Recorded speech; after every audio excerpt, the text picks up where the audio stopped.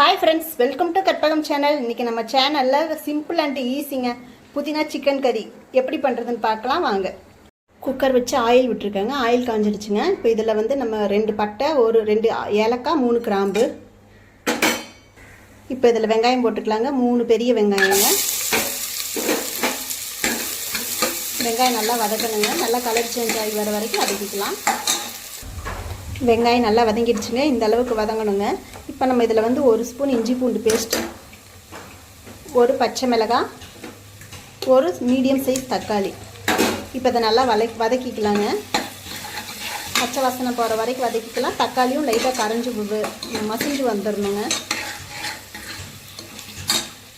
தக்காளி நல்லா வதங்கிடுச்சுங்க। இப்போ நம்ம இதில் சிக்கன் போட்டுக்கலாங்க। நான் 3/4 கிலோ சிக்கன் எடுத்துருக்கேங்க। அதுக்கு தகுந்த மாதிரி தான் வெங்காயம் தக்காளி எடுத்துருக்கேன்। உங்களுக்கு எவ்வளோ தேவையோ நீங்கள் எவ்வளோ சிக்கன் எடுக்கிறீங்களோ பார்த்து எடுத்துக்கோங்க வெங்காயம் தக்காளி। இப்போ கொஞ்சம் மஞ்சத்தூள், உப்பு சிக்கனுக்கு தேவையான அளவுக்குங்க। இப்போ நல்லா சிக்கனை நல்லா எண்ணெயிலே வதக்கிக்கலாங்க।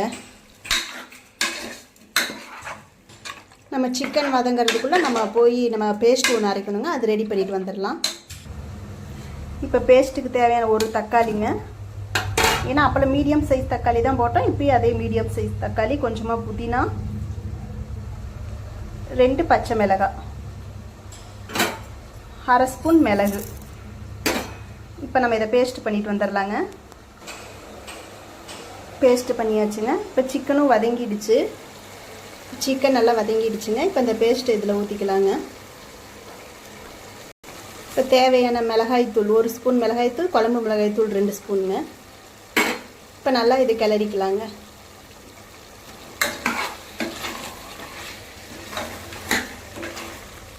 சிக்கன் நல்லா வதங்கிடுச்சுங்க। இப்போ நான் தண்ணி ஊற்றிக்கிறேங்க।